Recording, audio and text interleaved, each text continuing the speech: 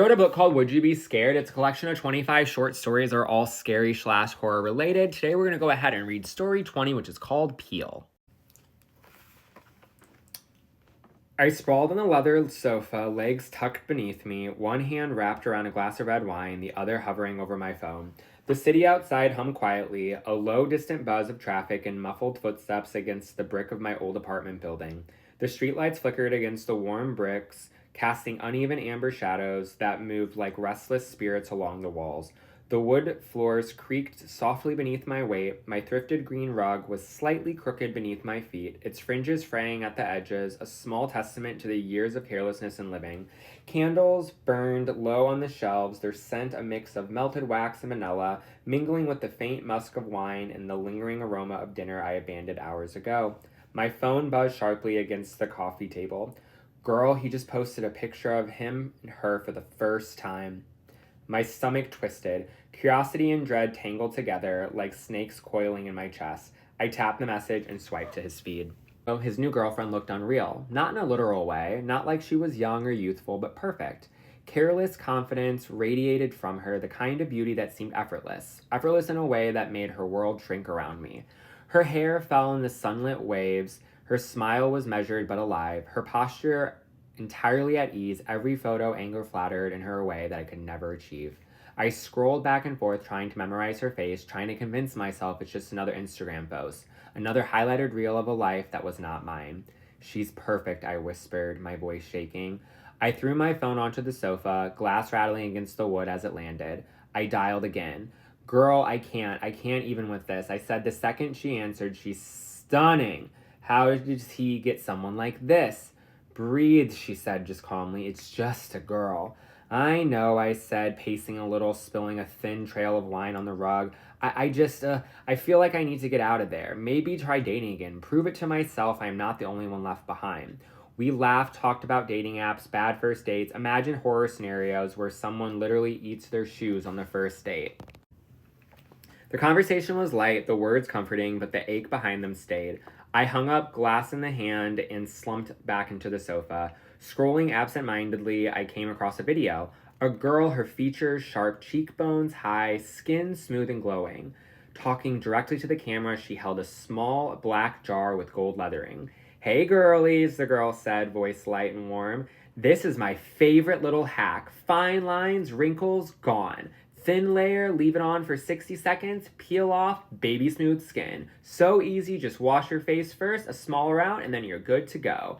I lingered on her words, the casual tone, the way she smiled, the effortless glow of her skin. I scrolled through the comments, raving, obsessive, breathless praise. I didn't think, I just tapped the buttons, opened the delivery app, entered my address, and in about 45 minutes, the special cream would be at my door. The first glass of wine had already dulled the edges of my judgment, but by the time I placed the order, I had polished off two more. A warmth spread through my chest, spreading into my limbs. The soft, disorienting haze of alcohol makes the shadows of the room melt into a soft golden glow.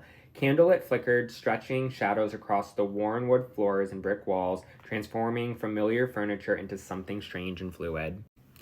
The doorbell rang. I stumbled over, nearly dropping the delivery bag, heart racing for reasons I couldn't name. I dumped the contents on the coffee table. The small black jar gleamed innocently beneath the warm light. I carried it to the bathroom, my fingers sticky with wine, heart thudding. I was drunk, dangerously so, aware in the back of my mind, but ignoring it. The bathroom smelled of faint mildew and old soap. The mint green clawfoot tub glimmered dimly in the candlelight, the pedestal sink holding a small puddle of water from some long-forgotten rinse. Black and white subway tile framed the room, the dark grout creating a lattice of tiny shadows. I tied my hair back, barely thinking, scooped a generous portion of the cream onto my fingers, the sharp chemical spell making my nose wrinkle. It smelled almost industrial, sharp enough to make my eyes water. I shrugged it off. It would be fine. I spread the cream across my cheeks, forehead, and jaw and nose. Cool at first, then prickling, tingling, crawling slowly into the burn that spread across my skin. I set the timer for 60 minutes and stumbled back to the sofa. My glass of wine followed, spilling a few drops onto the wood floor unnoticed.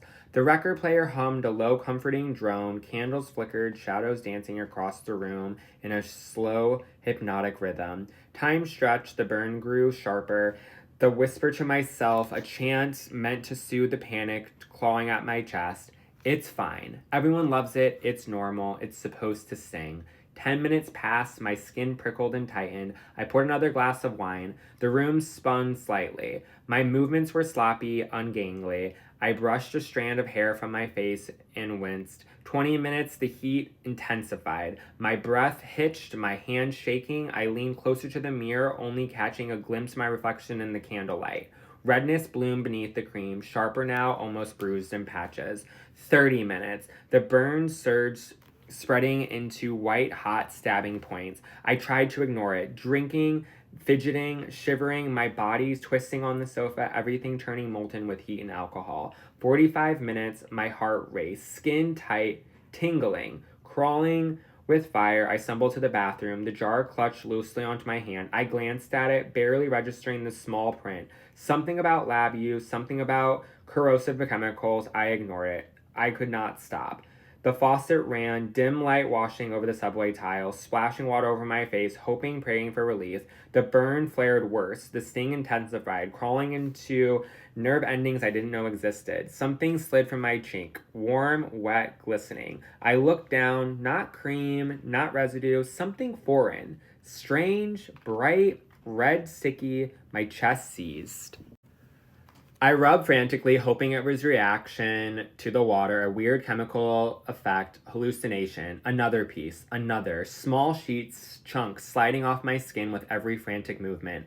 Blood mixed with the substance pulling into the sink. My hands were slick, trembling, soaked in a hot, sticky, unnatural material. I leaned closer to the mirror, candlelight caught on the wet patches. My cheeks were hollowed, jaw molted, my lips uneven, my eyes wide, terrified. Tears streaming down into the mess, strips of raw skin clung stubbornly onto my temples and forehead. Every frantic rub, every splash only worsened the burn. My arms trembled from exhaustion and panic. I couldn't stop, I couldn't look away. The reflection that stared back at me was not me, not entirely, some gruesome, unrecognizable mass stitched together with blood and flesh and terror. I collapsed against the pedicle sink, hammering. A sob broke through me. My stomach knotted. I could feel the alcohol in my veins, the hazed, reckless courage, and led me here. I had ignored every warning, every small whisper back in my head. I stared at the mirror again. Candlelight trembled across the black and white tile, flickering across the ruined, mutilated face reflected back at me. I traced the edges with my eyes, trying to comprehend, trying to see what was left behind the red glistening aftermath. I pressed my hands against the sink, shivering. My throat ached. I felt hollow. The world outside continued to hum, unconcerned. The city lights seemed faintly through the windows, indifferent. I stared at my mutilated face in the mirror once more, this time without a tear forming in the corners of my eye. Now, this was just one of my stories. If you thought this was interesting or fun, if you like the idea of it, there's 24 more just like this in my book. If you want to know more about it, there's information on my profile. But yeah, this one was called Peel. And if you didn't realize, the instructions said 60 seconds, not 60 minutes. Could happen to anybody. Be careful out there, friends. Would you be scared?